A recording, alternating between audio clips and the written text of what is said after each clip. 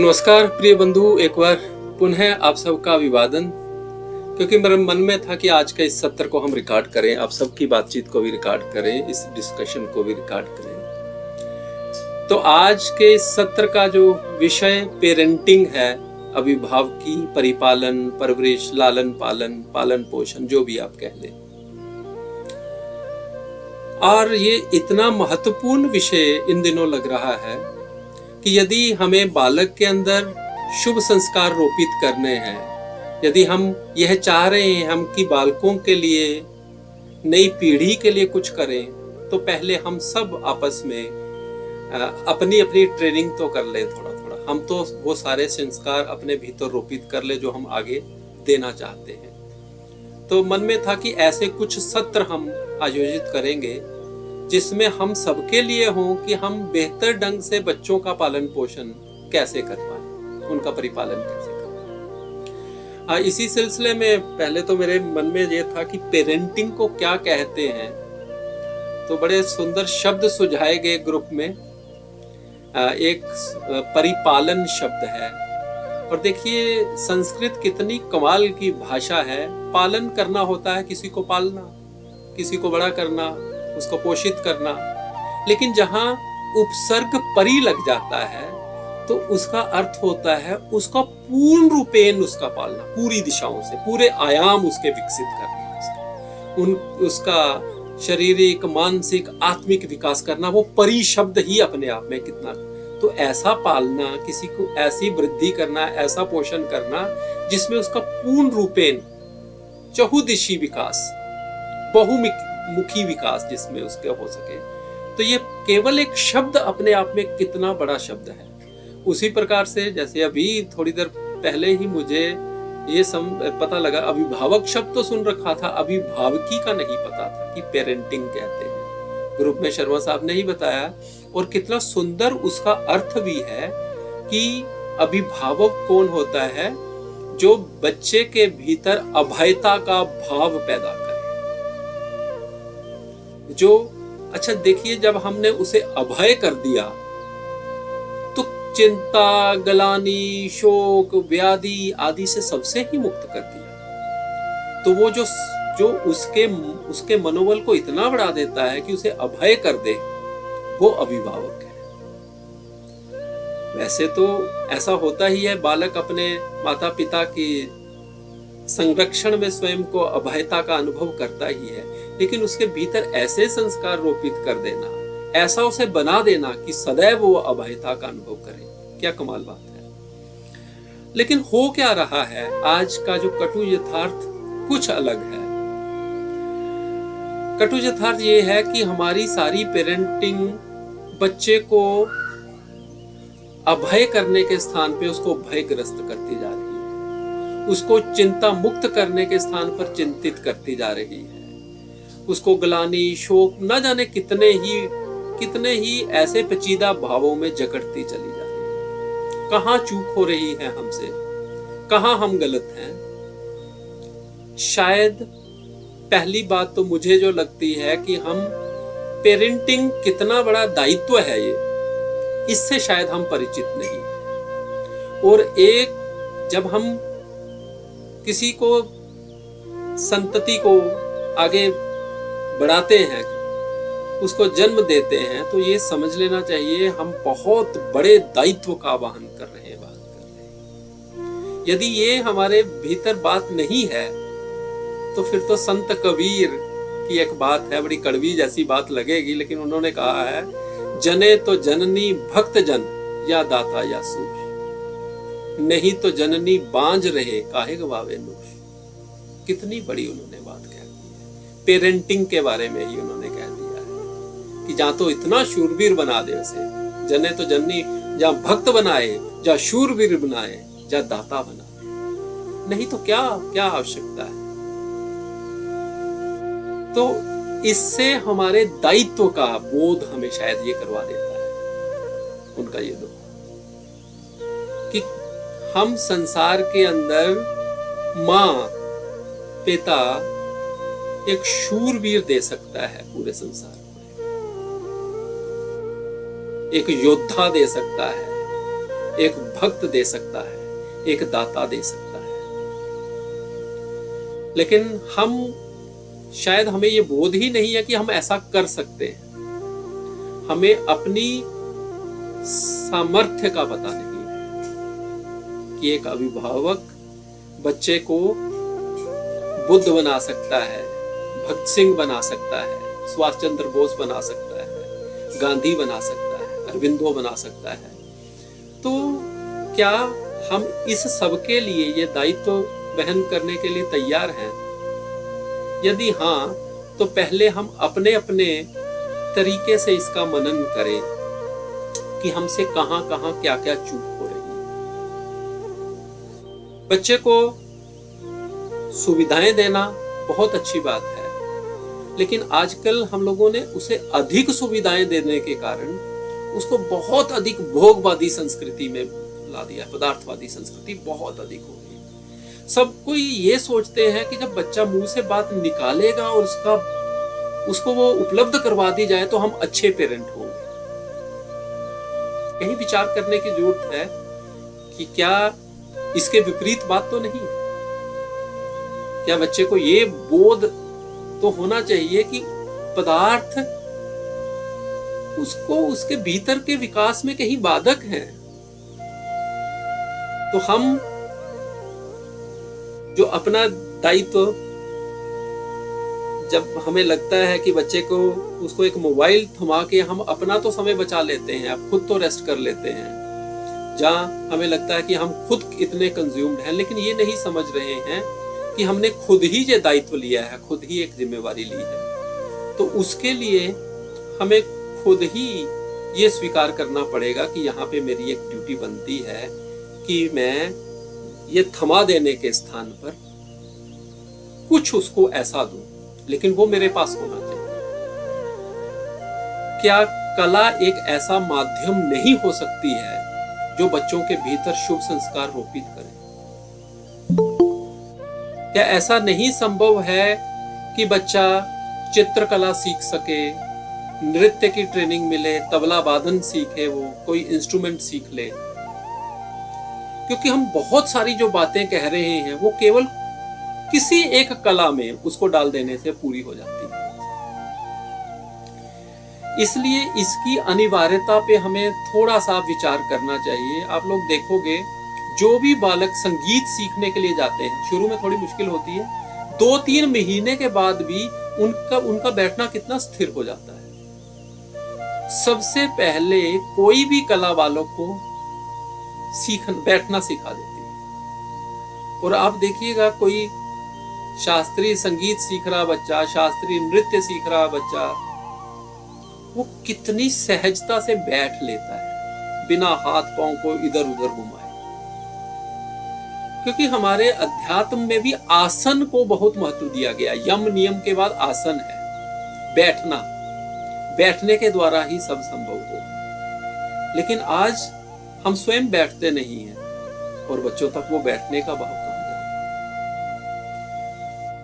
तो कहीं ना कहीं यदि हमारे पास कोई कला है तो हम एक मन बना लें कि इसके भीतर ये चित्रकला, ये काव्य कला, ये संगीत कला, किसी भी तरीके से। संगीत जल्दी पकड़ता है बच्चे को, नृत्य और संगीत बहुत जल्दी पकड़ता है। तो इस दिशा में हम सोच सकते हैं कि कैसे कलाएं उसकी आत्म जागृति का, उसकी स्थिरता का एक माध्यम बन जाए। क्योंकि उसे पता भी नहीं लगेगा जो हम चाहते हैं वो रोपित होता चला जाए। और ऐसा भी नहीं है, ऐसा हम ये भी कर सकते हैं कि सब लोगों को ऐसे संपर्क सूत्र उपलब्ध करवाए जा सकते हैं जो हमारे शहर के अंदर सिखाने वाले लोग हैं। ऐसा अकाल भी नहीं है, यदि कोई चाहे तो शास्त्रीय संगीत सिखाया जा सकता है बच्चों को, चित्रकला सिखाई जा सकती है, शास्त्रीय नृत्य सिखाया जा सकता है, और भी विधाएं हो सकती हैं, उसके बारे में भी विचार किया जा सकता है। तो पहला, शायद हम लोग इस बारे में कितने सहमत होंगे तो बताइएगा। क्योंकि वो जो 1 घंटा या आधा घंटा जो सप्ताह में 2-3 दिन उधर जाएगा, उसमें ये मोबाइल महाराज की भूमिका बहुत कम हो जाएगी। और शायद उसको ये पहली बार ये लगेगा कि ये भी एक नए आयाम खोल रहा है। ऐसा ही नहीं है, कहीं स्पोर्ट्स का भी विरोधी नहीं है, किसी खेल में भी डाला जा सकता है। कहीं वो जाए, घूमे, जिम्नास्टिक करे, हॉकी फुटबॉल खेले, उस दिशा में भी सोचा जा सकता है। हाँ, कलाओं का जो विस्तार है वो बहुत अधिक है। तो यदि हम कला के महत्व को जानते हैं और समझते हैं और बच्चे को हम बहुत सहजता से, बहुत आराम से उच्चारण दुरुस्त करने के लिए उसको कुछ मंत्र जाप, कोई श्लोक स्मरण करवाना, ऐसा करवा सकते हैं जिसके लिए कुछ भी नहीं लगेगा। शायद हम ही थोड़ा सा सीख के एक आधे मिनट के लिए एक बना लें कि आज हम ऐसा करेंगे कि आज इसको एक श्लोक, एक दोहा उच्चारण करना, केवल उसको जाप का सिखाइए, कोई अर्थ मत बताइए, कुछ ना करें। कहीं उसकी गहनता में ले जाने की जरूरत नहीं, क्योंकि वो धीरे धीरे खुद ही आ जाएगा। एक बार उसको केवल तोता रटन ही करिए, रटता ही जाएगा, उसमें ही उसको आनंद आए, उसकी कविता में, उसको गायन में उसको आनंद आए। 2 3 4 श्लोक ऐसे किए जा सकते हैं। ये एक बहुत बड़ा कार्य होगा, एक बहुत बड़ा कार्य होगा। बस हमें इसके लिए कृत संकल्प होना होगा कि मुझे अपने लेवल पे, जरूरी नहीं अपना नहीं, मोहल्ले के किसी बच्चे को, किसी एक को, किसी 2 को, किसी 3 को, हम अपने आप में सोचें कि मैंने अपने घर को ही आधे घंटे के लिए, 15 मिनट के लिए एक गुरुकुल बनाना है, और 10 मिनट के लिए, 5 मिनट के लिए इनको 2 श्लोक, 1 भजन, कुछ ऐसा याद करवा दें। आप देखेंगे उसका कितना बड़ा असर होता है।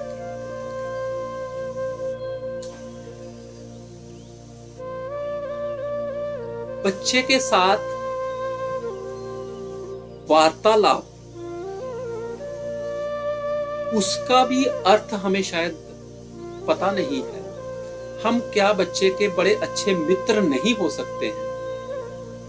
क्या हमारा बालक या बालिका हमसे वो सब कुछ साझा करता है या करती है जो अपने वो परम मित्र से करती है? यदि नहीं करती है तो बालक को कभी मत समझाइए। मैं अपने भीतर वो देखूं कि मैं कहां लैग कर रहा हूं, मेरे भीतर कहां कमी है, क्या मैं इसका मित्र क्यों नहीं बन पा रही। मुझे लगता है मैत्री एक ऐसा संबंध है जो माँ बालक में, माँ पुत्री में, पिता पुत्री में एक बहुत बड़ी क्रांति ला सकता है। क्योंकि बहुत सारी समस्याएं अभिव्यक्ति बाधित हो जाने के कारण हो रही है। बच्चा जो कुछ वहां से इंप्रेशन लेके आता है वो कहीं अभिव्यक्त नहीं कर रहा है, हमें पता ही नहीं है वो उसके दिमाग में क्या चल रहा है। और बहुत अच्छे ऐसे हैं, कम हैं चाहे, ऐसे माताएं, ऐसे पिता हैं जो पूर्ण रूपेण जानते हैं, उसके मनोविज्ञान को भी जानते हैं, उससे बातचीत भी होते हैं, उसके मित्र भी हैं, और मित्रवत होकर ऐसे ऐसे ढंग से उसका पोषण कर रहे हैं, उसे पता ही नहीं लग रहा है कि मुझे कुछ सिखाया जा रहा है, कुछ किया जा रहा है। तो इन 2-3 बिंदुओं पर यदि हम कार्य कर सके तो हम बहुत बड़ा काम करेंगे। और भी बड़े सारे चीजें हैं, शिल्प हैं, हस्तशिल्प हैं, क्राफ्ट है, जो बच्चे के भीतर जब क्रिएटिविटी जगने लगेगी किसी भी प्रकार से, थोड़ी सी पॉट्स लेके, गमले बना के उनको सजाना सिखा सकते हैं, रंग करना सिखा सकते हैं, उनकी बनी कृतियों की बच्चों को सजा सकते हैं, बता सकते हैं सब जगह भी ये इसकी कृति है, ये इसकी क्रिएशन है, और उसको ये लगे कि ये मेरी एक बहुत बड़ी उपलब्धि है।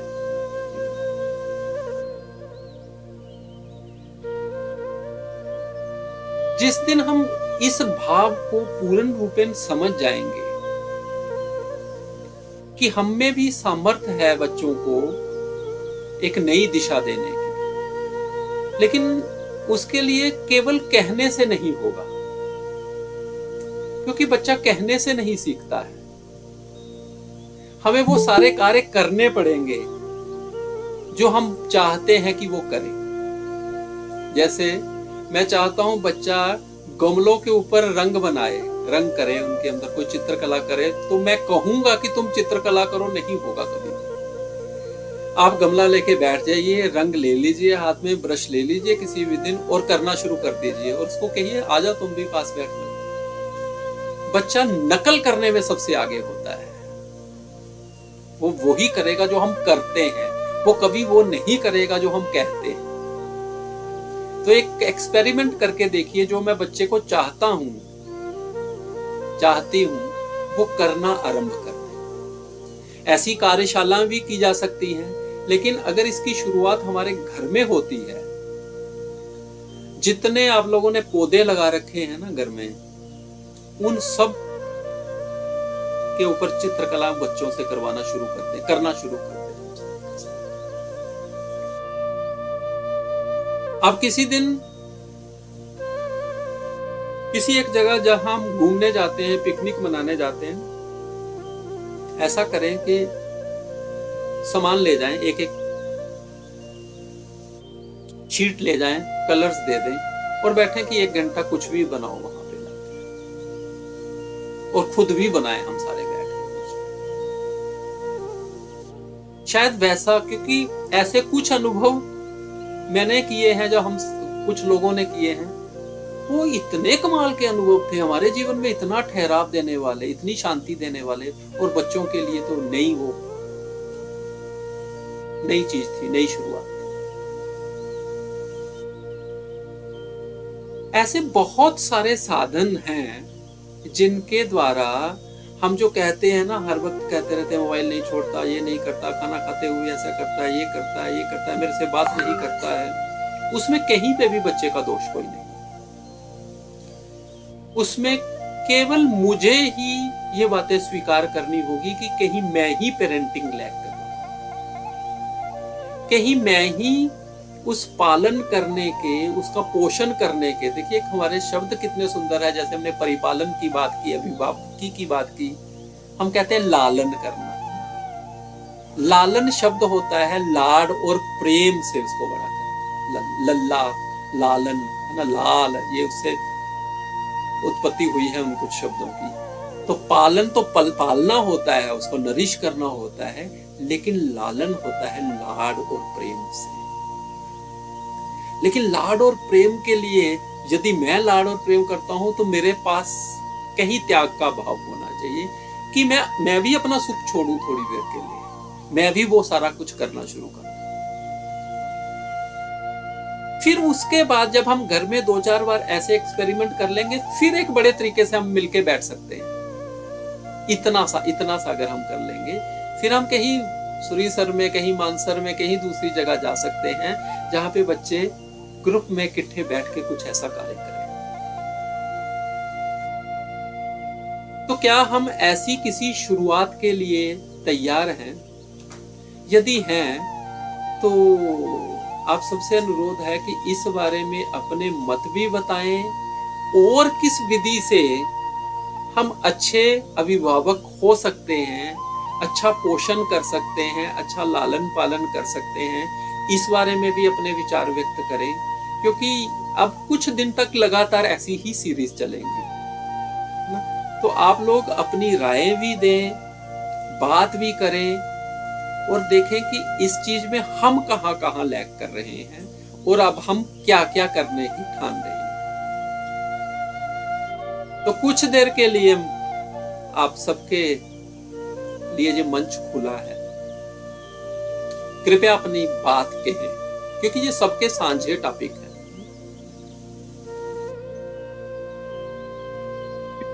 नमस्कार कपिल जी। जी नमस्कार। नमस्कार। बहुत बढ़िया बात आप बात कर रहे थे, तो मेरे जहन में ना 3 पीढ़ियां घूम रही थी। एक मेरे माता पिता, पूरे मेरे आगे जो भाई बहनों के बच्चे हैं वो एज ए पेरेंट, तो मुझे लगा कि जैसे आपने बात की कि पेरेंट होने का मतलब त्याग करना, त्याग से ही हम अपने माँ बाप को देखते हैं तो देखते हैं कि उन्होंने उनके अंदर बहुत त्याग था, वो हमारे हम लोग हमारी जनरेशन के बीच में आया। जो कमिटमेंट उन लोगों की टूवर्ड्स बच्चों के लालन पालन में थी वो थोड़ी सी डाइल्यूट हो गई हमारी जनरेशन तक आते आते, क्योंकि उन लोगों के प्रायोरिटी बच्चे ही होते थे, परिवार होता था। जब हमारी जनरेशन आई, हमारी जनरेशन में है हमारा अपना कैरियर, हमारे जो पार्टनर है उसका कैरियर, वो प्रायोरिटी लिस्ट पे चले गए, बच्चे जो थे वो सेकेंडरी आए। उस चीज को फिलअप करने के लिए हमने उनको मटेरियल प्रोवाइड करना शुरू किया कि कहीं पर जो लैकुना है वो भर जाए। उसका रिजल्ट आज हमारे सामने है। देखिए मैं अभी भी देखती हूँ जो आगे वाली पीढ़ियां हैं वो थोड़ी सी वाइज है। हमारी वाली पीढ़ी में थोड़ा सा स्ट्रगल रहा कि हमें कैरियर भी बनाने थे, अपना कैरियर भी देखना था, अपनी इंडिविजुअलिटी भी देखनी थी और साथ में पेरेंटिंग भी करनी थी। वहां पर हम बहुत सारे लैक हुए जिसका रिजल्ट आज हमारी जो जनरेशन है इस समय सारी फंसी हुई है कहीं कहीं। लेकिन मैं देखती हूँ आगे जो जनरेशन है, हमसे आगे वाली जनरेशन, वो जो पेरेंट है वो थोड़े से बेटर है। उनके अंदर ये चीज है कि बच्चों को हमने ये भी कराना है, बच्चों को हमने वो भी कराना है। मैंने देखा कि जैसे आप अभिभावकी शब्द अभिभावक गार्जियन को भी कहते हैं। अपने पेरेंटिंग से बाहर निकल करके एज ए टीचर जब मैं जिन बच्चों के साथ रही, क्योंकि मैं स्काउटिंग गाइडिंग से जुड़ी रही, एनएसएस से जुड़ी रही, ये सब चीजें मेरे अंदर थी, तो मैंने अपने स्टूडेंट्स में ये चीजें डाली। मैं आज भी देखती हूँ कि जो 10 साल पहले, 15 साल पहले, जब 5-6 साल पहले जो बच्चे मेरे कांटेक्ट में रहे उनके साथ मैंने ये सब किया, वो बच्चे आज भी मेरे कांटेक्ट में हैं और अच्छे ह्यूमन बीइंग बने हुए हैं। तो इसलिए वाकई कोई भी शुरुआत होगी वो खुद से होगी।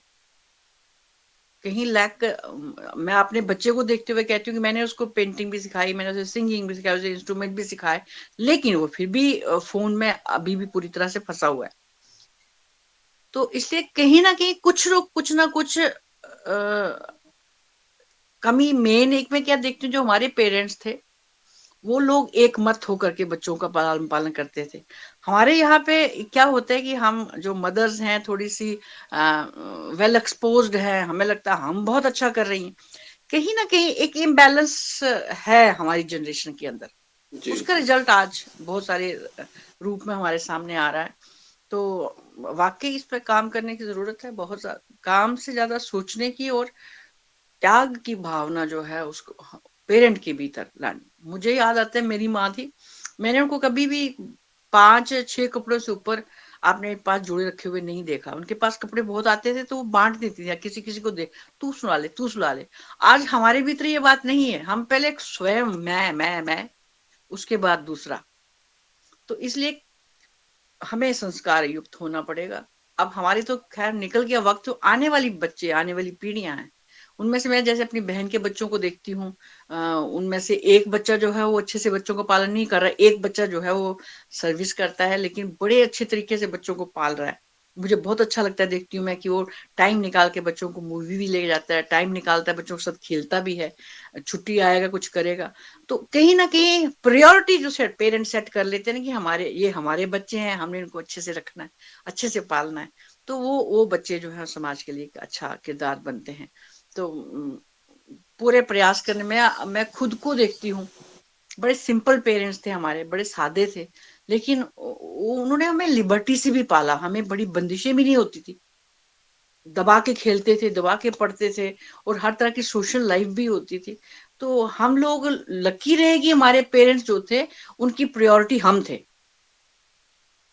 हमारी प्रायोरिटी सोशल लाइफ भी है, हमारी प्रायोरिटी अपनी इंडिविजुअलिटी भी है। कहीं ना कहीं कुछ इम्बैलेंस हो जाता है जो उसका रिजल्ट आज हमारे सामने है। तो वाकई इसके ऊपर बच्चों को सुधारने से पहले हमें एज ए पेरेंट खुद सुधरना होगा। बहुत अच्छी बात है, इस पे वाकई काम करेंगे। नहीं, बहुत सुंदर बात कही आपने। चलिए, बड़ी अच्छी बात है कि पहले निशानदेही तो हो, प्रॉब्लम है कहाँ पे, उसकी जड़ को तो हाँ। हम तलाशें, और उसी का ये प्रयास है बेसिकली। और हम क्या ऐसा भी तो कर सकते हैं, हम अपने अपने लेवल पे कहीं, जहाँ कहीं पे भी हो, हम हम्म। किसी एक के लिए कुछ करना आरंभ कर दें। किसी एक के लिए, मैं चाहे आपको वो चाहे वो किसी भी उम्र का और किसी भी कहीं पे भी हो, कोई भी हो। अभी जैसे ही वापस मैं तो थोड़ा सा फ्री हुई ना, तो मेरा मन में आया कि यहाँ दो स्कूल चलते हैं जो वसुदेव कुटुंबकम के हैं। एक चलता है यहाँ पे निरवाल में, तो एक चलता है यहाँ पे त्रिकुटा नगर में। जी मैंने सोचा कि मैं 1 घंटे के लिए कहीं वहां जाया करूंगी, उन बच्चों को जो मुझे आता है मैं सिखाऊंगी, क्योंकि मैं एक ट्रेन्ड कम्युनिटी सिंगर भी हूँ, ट्रेनिंग की हुई मैंने, और बड़ा कुछ ट्रेनिंग ली हुई है मैंने, तो मैं उनको सिखाऊंगी। जब मैंने बहुत उनको अच्छा। अप्रोच किया तो उन्होंने क्या कहा कि आप यहाँ अप्लाई करिए। अच्छा। अप्लाई करिए, फिर मैं पीछे हट गई। और एक और मैंने स्टेप लिया, जब नवरात्रि होते हैं ना, कंजके पूछते हैं, मेरे पास इस बार 20-25 लड़कियां आई। मैंने उन सबसे पूछा कि आप बताओ मुझे कोई एक मंत्र सुनाओ, किसी को कुछ नहीं आया। मैंने उनसे कहा कल से आप लोग मेरे पास आना शुरू करो, या शाम को बैठा करेंगे, हम आपको छोटा जो मुझे आता है मैं आपको सिखाऊंगी।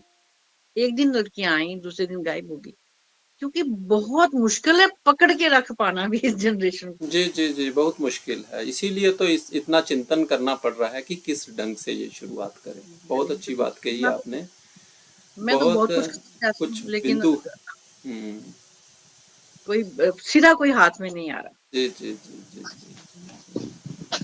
जी। मैं भी सारी परिचर्चा सुनने के बाद मुझे फील हो रहा है कि चलो हमारे बच्चे तो बड़े हो गए हैं, अब उनको नहीं कर सकते, तो मैं सोच रही हूँ सैटरडे संडे ही से ही मेरे पास दो ऊपर जो रहते हैं उनके थोड़ा रखा हुआ है, किराएदार सर्वेंट जो भी समझ लो, तो मैं उन बच्चों को अच्छी तरह से कुछ मंत्र जाप पढ़ाती तो मैं हूँ थोड़ा बहुत, पर मैं इस तरफ भी सोच रही थी कि कुछ उनको मंत्र जाप ही, हनुमान चालीसा ही, या कुछ जो मंत्र हमें आते हैं वो उनको सिखाना शुरू करूंगी।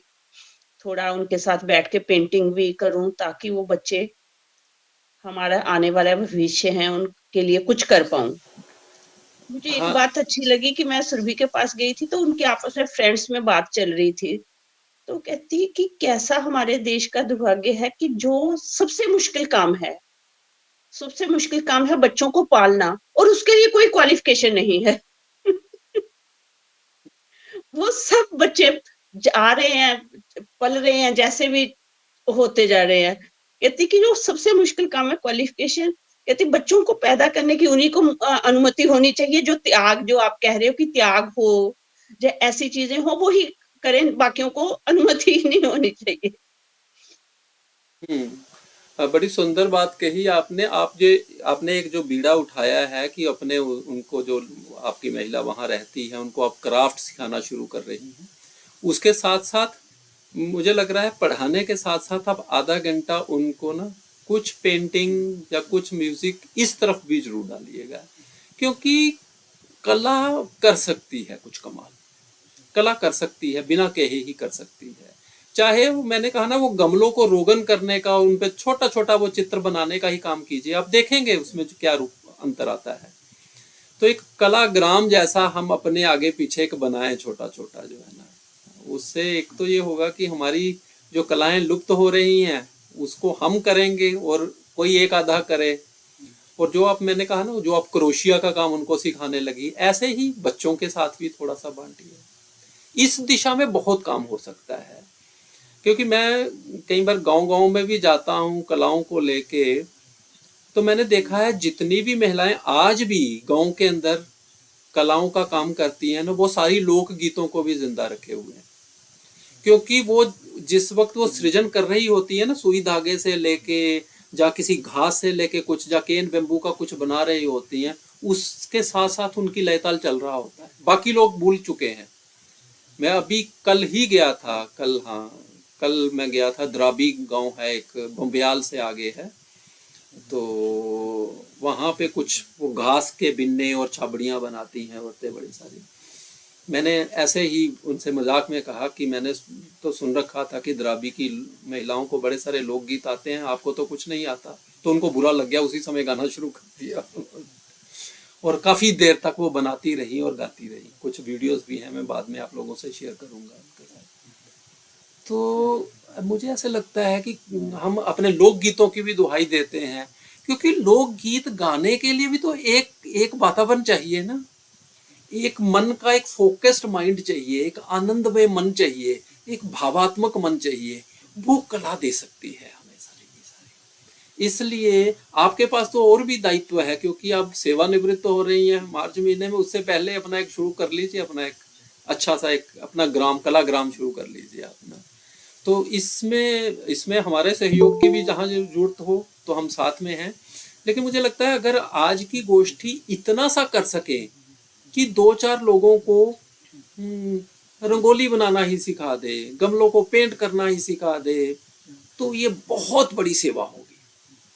आने वाले समय में पता लगेगा हमने क्या कर दिया है। जब दिवाली आने लगे तो केवल दिए लेके उनके ऊपर छोटे छोटे चित्रकला कर दी जाए, बस इतना सा ही कर दिया जाए, वो जमीन आसमान का अंतर आ जाता है उस सबसे। तो ये काम आप कर सकते हो, और फिर ये भी तो बात फैलती है ना, एक से दूसरे दूसरे, जोत से जोत जलाते चलो वाली बात हो जाती है। नहीं, मैं यही सोच रही हूँ, मैं उन बच्चों को थोड़ा लेके थोड़ा सीरियस होके उनके साथ काम करूंगी। करिए करिए करिए, बहुत अच्छा होगा, बड़ा शुभ होगा। और समझिए कि आज का हमारा जो हमने एक शुरुआत की है वो सक्सेसफुल होगी बात, एक तक पहुंची, दूसरे तक पहुंची, तो बहुत बड़ी सुंदर बात है, बहुत सुंदर है। और भी कोई बताएं इस बारे में, क्योंकि देखिए यही होता है कि कुछ ना कुछ प्रकाश फैलता है हर बात के साथ।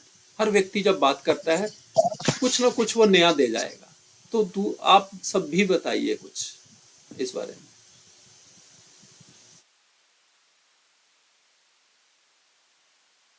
कौन बताएगा? हाँ हाँ जी, जी, हाँ जी, हाँ जी, बताइए आप। नमस्कार। जैसे बड़ी अच्छी, कल भी बड़ा अच्छा लगा, आज भी मेरे को बड़ा मज़ा आ रहा है सुनने में। तो और भी बड़ी चीज़ें याद आ रही हैं कि जब हम बच्चे स्कूल से आते हैं तो हम उनकी बात सुनते ही नहीं है। वो खाना खा लो, अब ये होमवर्क कर लो, अब ये ट्यूशन चले जाओ, अब ये डांस चले जाओ। मुझे लगता है जब वो बच्चा घर आता है, जब थोड़ा सा उसको ऐसा टाइम दिया जाए पेरेंट्स को कि उससे ये पूछे कि आपने उधर किया क्या है, एक्टिविटीज क्या की हैं, जहाँ आपने उधर संगीत किया है तो उसमें क्या किया है, छोटी छोटी चीजें बताएं वो हमें। जहाँ इंटरेक्शन की है आपने टीचर के साथ, उससे क्या किया है। तो मुझे लगता है उसके साथ, जैसे आप कह रहे थे कि एक मित्रवत व्यवहार होना चाहिए पेरेंट्स का, तो वो मित्र बनना बड़ा जरूरी है कि बच्चों से बात तो की जाए। जब स्कूल से आए हैं, हम कहते हैं खाना खा लो, अब ट्यूशन पढ़ लो, अब होमवर्क कर लो, अब बैग पैक कर लो, अब सो जाओ, जा खेल लो। तो जो आप कह रहे थे जो इंटरेक्शन है ना मित्रवत होके, वो बहुत जरूरी है। वो भी मुझे लगता है कि बहुत कुछ दे जाएगी बच्चों को। तो वो आप कह रहे हैं कि हम घर में जो एक गुरुकुल जैसा, जो कलाग्राम जैसा एक वातावरण पैदा करें, तो उसके लिए मैं सोच रही हूँ बड़ी देर से। तो चलो, नहीं आए बच्चे, मैंने तो पम्पलेट भी छपवाए थे, तो अब इन्हीं को ही लेके मैं बैठती हूँ। तो कुछ कुछ जो इन्होंने सीखा है, तो मैं सोच रही हूँ कि वो भी अब मैं ग्रुप में डालना शुरू करूँ। जो भी हारमोनियम में वो छोटी भी हाँ हाँ, बचाती है। डालिए, प्रोत्साहित करिए। देखिए आपने कुछ अगर उनको एक राग रागनी भी सिखाई, या एक बंदिश सिखाई, या एक भजन भी सिखाया, वो अपने आप में बहुत बड़ा है। कई बार ऐसा होता है कि हमें उसी चीज के प्रति वो गौरव और सम्मान का भाव नहीं होता, हम कहते चलो यूं ही, लेकिन वो बहुत बड़ा कार्य करता है, बहुत बड़ा काम करता है। आप एक को ही सिखाइए, आधे को ही सिखाइए, और आप सच्चे मन से जब करने लगेंगे तो मिल जाएंगे। शायद शायद हमारे ही संकल्प में कहीं और कमी होगी, एक दिन आ जाएगा आपके पास भी। आपके पास संगीत है, हारमोनियम है, तो उसके माध्यम से आप बहुत अच्छी सेवा कर सकते हैं, बहुत अच्छी सेवा कर सकते हैं।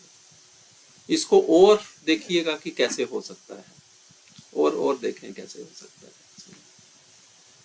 सुंदर बात है। हाँ जी, किरण जी, आप बताइए। हाँ जी, नमस्कार सभी को। हाँ, जैसे कि दीदी कह रहे थे कि कल भी हमें बड़ा आनंद आया, तो आज भी वे जो परिचर्चा सुन रही थी मैं। हालांकि बीच में थोड़ी देर के लिए मैं सो भी गई थी, फिर भी मेरे को बहुत मजा आया।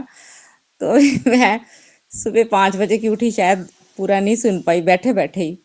तो आज मैंने, जब हमारे ना ट्यूटोरियल है नीचे, 9th 10th 8th के बच्चे आते हैं, 11th के भी शायद हैं, तो कोई 20-25 बच्चे आते हैं। तो मैं नीचे गई तो मैंने उनको थोड़ा सा ना सेल्फ लव के बारे में बताया।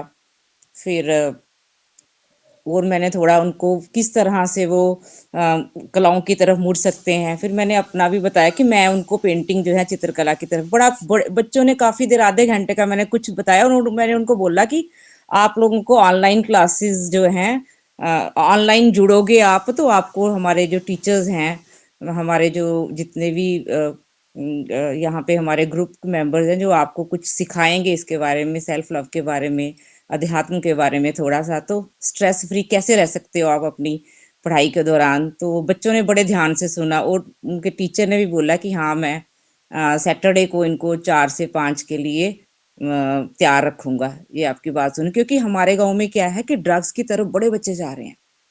1-2 की तो डेथ भी हो गई है एक दूसरे को मार मूर के। इतनी सारा नशा जो है बहुत फैला हुआ है।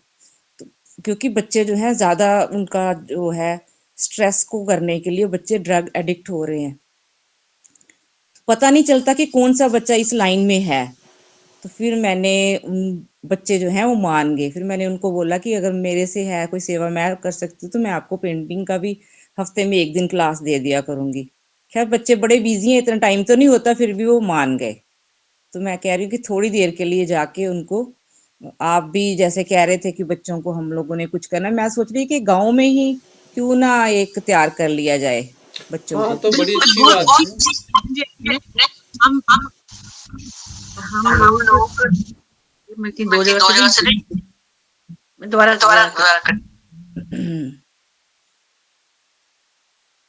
हाँ, अच्छी क्योंकि बात मेरे कर को रहे हो। हाँ, मेरे को लगता नहीं कि हमारे यहाँ पे कोई बच्चों को एजुकेशन, सारे यही मना करते हैं नहीं करो नहीं करो, क्योंकि चोरी चकारी भी आगे पीछे बहुत बढ़ रही है। जो ड्रग एडिक्ट है उनको चाहिए होता है कि कहीं से वो पैसे चाहिए होते हैं करने के लिए, तो वो दूसरे काम भी कर रहे हैं। हम किसी ऐसे ग्रुप को हाँ जी। मेरे भाई को हो रहा है। आपकी आवाज, आप 1 मिनट के लिए सारे म्यूट कर लें, फिर ठीक होगा। हाँ, अब बोलिए। अच्छा, चलिए खैर। तो आप ऐसे करिए, अगर तो वो मीटिंग में आ सकते हैं किसी दिन तो बुलाइए उनको, बड़ी अच्छी बात है। अगर आप सिखा सकती हैं तो सिखाइए, यही तो शुरुआत करनी है। देखिए बीच में चैलेंजेस आएंगे, बड़ी सारी आएंगी बातें, लेकिन अगर आप एक शुरुआत कर सकते हो तो वहां हम फिजिकली भी जा सकते हैं किसी दिन। बिल्कुल, मैं यही कह रही थी कि हम उन बच्चों के उस ग्रुप को अडॉप्ट कर लेना। एग्जैक्टली, अगर बिल्कुल बिल्कुल बिल्कुल किया जा सकता है। बिल्कुल हम उनके पास जा सकते हैं। कहते हैं ना कुआं, वो पुरानी बात थी कि कुएं के पास जाओ, वो कुआं भी जाने को तैयार है कहीं भी। आप करिए किरण जी, आप बात करिए, आप बताइए कैसे हो सकता है तो हम करेंगे। आप लीड लीजिए इस दिशा में।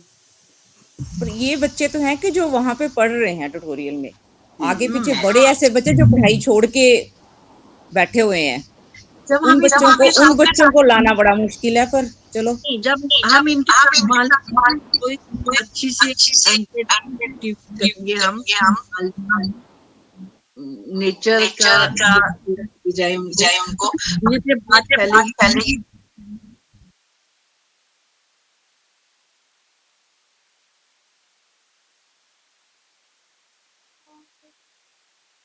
जी कहीं कुछ प्रॉब्लम हो रही है। हाँ, मेरी को हो रहा है, पता नहीं क्यों। अब ठीक है, अब ठीक है। अब भी सुनाई दे रहा है? हाँ, अब ठीक है। हाँ, अब ठीक है। वही कह रही अच्छा, हूँ किरण का म्यूट रहना चाहिए। किरण जब अनम्यूट करती है तो उसी से प्रॉब्लम होती है। हाँ किरण, हाँ अब हो गया। जी, तो मैं कह रही थी कि हम जब उस ग्रुप को अडॉप्ट करेंगे ना, हम कोई एंटरटेनिंग एक्टिविटी से स्टार्ट करेंगे। मान लीजिए हम उनको नेचर स्टडी के लिए ले जाते हैं, थोड़ी दूर जाके छोटे छोटे पत्तों के बारे में बताते हैं। इस तरह से जुड़ने बच्चों की अच्छी एक्टिविटी होगी तो बात जो है वो बहुत जल्दी फैलती है, अच्छी चीज। तो जब फिर बाकी बच्चे भी अप्रोच करेंगे, मुझे लगता है हमें यहीं से ही शुरू करना चाहिए। तो अगर 10 बच्चे 15 बच्चे करते करते ग्रुप बड़ा हो जाएगा, फिर हम देख लेंगे क्या किस चीज पर टारगेट करना है हमने। जी, तो किरण जी आप करिए, शुरुआत करिए किसी दिन, बताइए। आप कह रहे थे ना सैटरडे को करना है, पहले ऑफलाइन जोड़ लो चाहे ऑनलाइन, जैसे जैसे भी करना है आप लोगों को। आप बताइए कैसे बेहतर लगे। चलो मैं पूछ के बताऊंगी फिर। हाँ, कंफर्म पूछ के रखिए, करते हैं फिर इस दिशा में। चलिए, बहुत अच्छी बात है। और कोई बंधु अपनी बात रखना चाहे? हाँ, तो ऐसा है कि ये कुछ, मैंने कहा कुछ दिन तक हम एक सीरीज चलाएंगे देखिए, पेरेंटिंग की बात कितनी दूर तक जाती है, इसका अर्थ ये होता है कि एक जो जो समाज में एक गुरु की भूमिका निभाता है, एक संदेश वाहक बनता है, वो भी तो अभिभावक होता है ना, वो भी परिपालन करने वाला होता है। इसलिए जब हम कहीं शुभता देने का कार्य अपने हाथ में लेंगे ना, तो हम सब भी उनके अभिभावक बनेंगे, हम सब भी उनके वो बनेंगे, केयर टेकर बनेंगे, देख रेख करने वाले बनेंगे, तो एक चेन चल सकती है।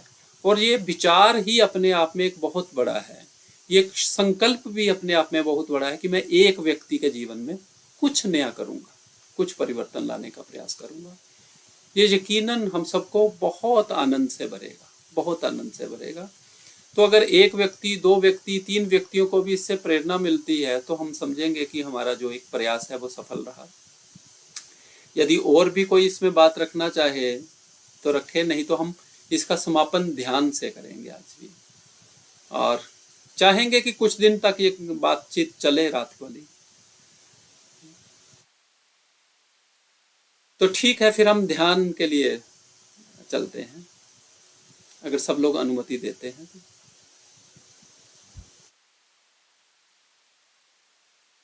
आज के बात से इतना ही निकला है कि हम अपने अपने लेवल पे कार्य करते हैं, सब लोग बताएंगे कि क्या इस दिशा में कैसे हो सकता है, और हमने निजी प्रयास हम सबके क्या रहे, और कैसे वो मेरे निजी प्रयास मेरे उत्थान का कारण बन रहे हैं, कैसे, ये सारी बातचीत हम करेंगे।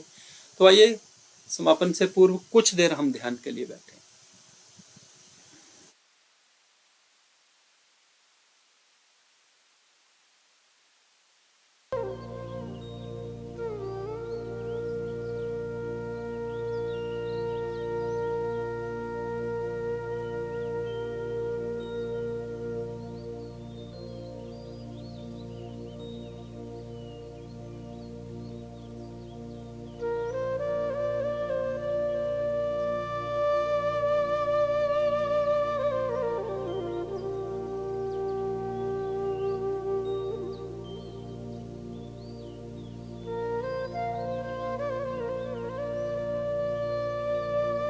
गहरे लंबे श्वास भीतर भरें और छोड़ें।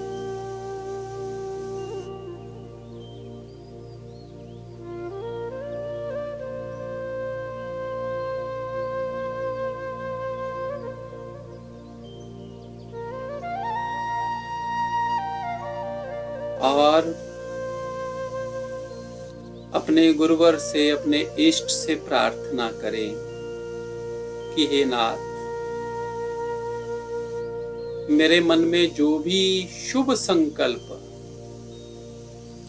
शिव संकल्प जन्म ले रहे हैं,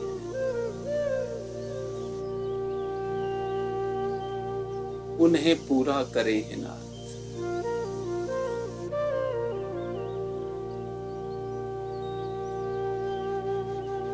मैं स्वयं का उत्थान करने के साथ साथ सबके उत्थान का कारण बनूं, ऐसी कृपा करें।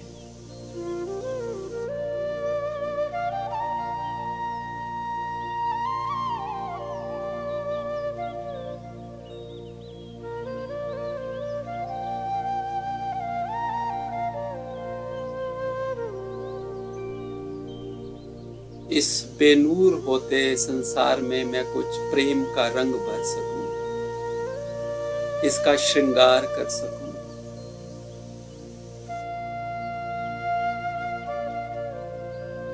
तो मैं स्वयं को बहुत खुशकिस्मत समझूं।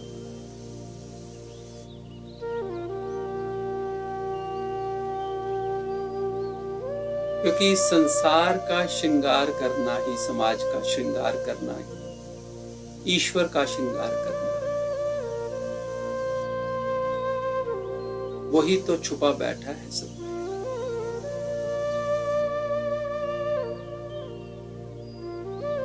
और बच्चों से प्रेम करना, लाड़ करना, स्वयं से प्रेम करना है।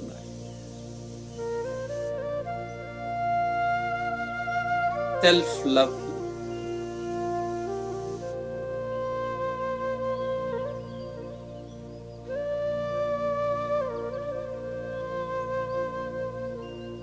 जैसे परमेश्वर हमारे माता पिता गुरु बनकर हमारा पालन करते हैं, पोषण कर रहे हैं, वैसे ही उनकी शक्तियों का मैं आह्वान करूं कि उनकी प्रेरणा से मैं भी कुछ का परिपालन कर पाऊं, कुछ का अभिभावक बन पाऊं।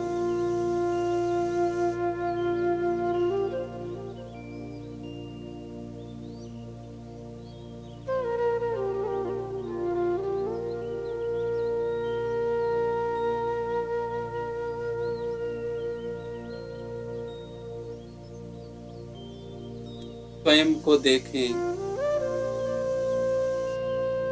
कि मैं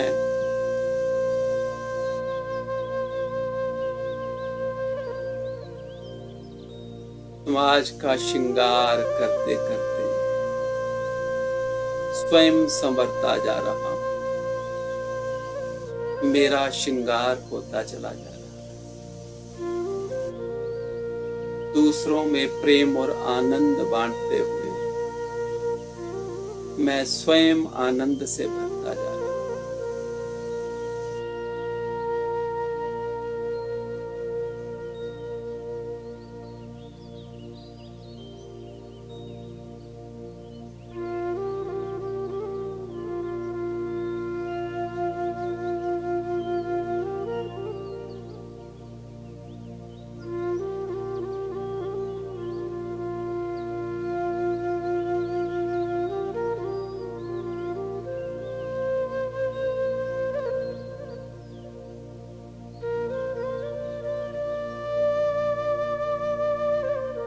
ये जो एक आंदोलन आरंभ हो रहा है,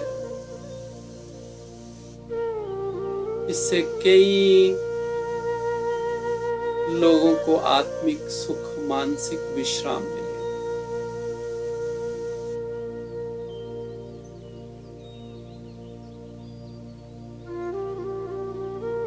मैं इस माध्यम से स्वयं को समाज सेवा करते हुए देख रहा हूं।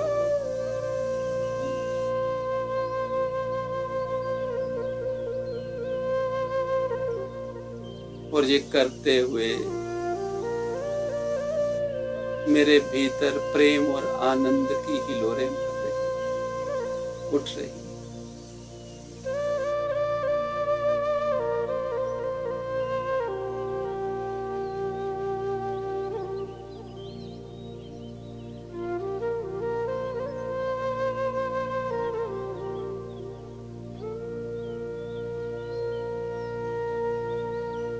ये सब करते हुए मैं स्वयं के आत्म स्वरूप का, चेतन स्वरूप का अनुभव करूं।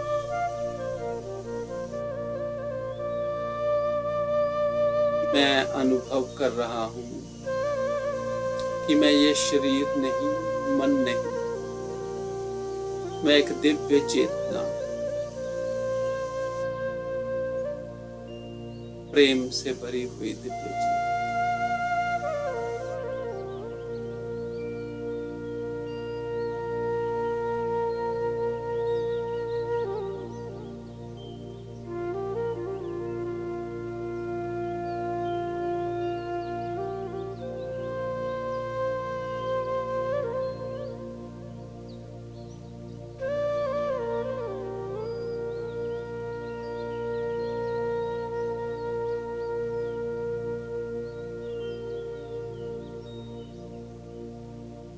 मैं सकल संसार को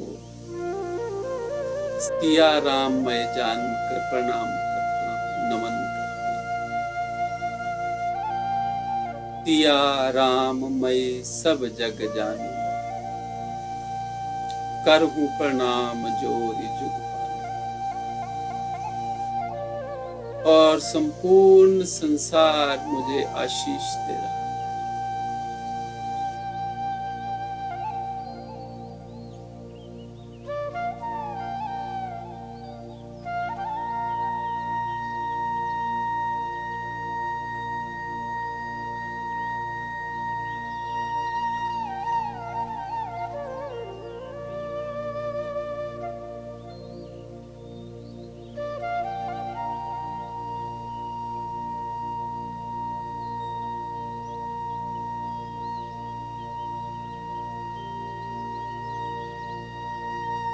सबका शुभ हो, कल्याण हो, मंगल हो।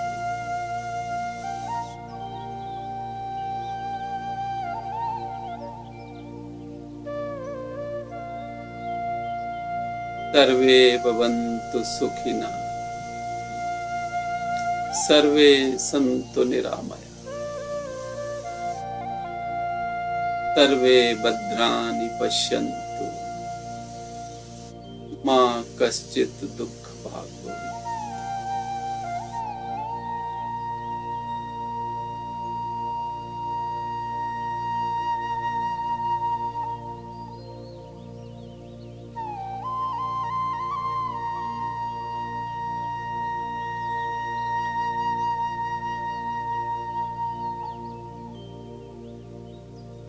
लोका समस्ता सुखिना भवन्तु, लोका समस्ता सुखिना भवन्तु। सब पे कृपा हो, सब आनंदित हो, सबका मंगल हो। जय सिया राम, जय श्री गोविंद, जय हो, सबकी जय।